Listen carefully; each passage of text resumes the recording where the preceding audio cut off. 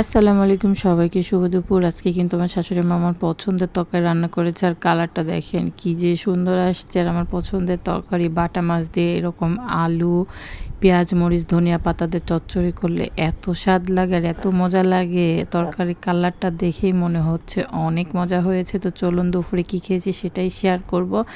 আর এই তো সাদা ভাত, লেবু আর ২ টা কাঁচামরিচ নিয়ে নিয়েছি। ছোটো মাছের সাথে না কাঁচামরিচ খেতে ভীষণ ভালো লাগে। আর এই তো আমার পছন্দের তরকারি। আর এইটা ছিল বরবটি দিয়ে আলু ভাজি করা। আর কালারগুলা যে এত সুন্দর আসছে কি বলবো। তারপরে এই তো খেতে বসে পড়েছি। আর এদিকে আপনার ভাইয়ার সাথে গল্প করছিলাম আর খাচ্ছিলাম। মাঝখানে কিন্তু অরণি বুড়িকেও খাইয়ে দিয়েছি। সেটার আর ক্লিপটা নেওয়া হয়নি। আর কাঁচামরিচ তো আমি খাচ্ছিলাম। কাঁচামরিচ কিন্তু ভীষণ ঝাল ছিল, তারপরেও খাচ্ছিলাম কারণ খেতে একটু মজাই লাগছিল।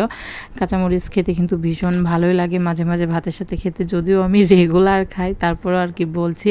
প্রচণ্ড ঝাল ছিল। আর আমরা খেতে বসে আসলে গল্প করা হয় বেশি, যার কারণে এই তো গল্পই করছিলাম, বকবক করছিলাম আর আমি এদিকে ভাত খাচ্ছিলাম। তো আলহামদুলিল্লাহ আজকে দুপুরে এটাই ছিল আমার খাবার। তো আপনারা কে কী দিয়ে ভাত খেয়েছেন অবশ্যই কমেন্ট করে জানাবেন। তো সবাই ভালো থাকবেন, দেখা হবে নেক্সট ভিডিওতে।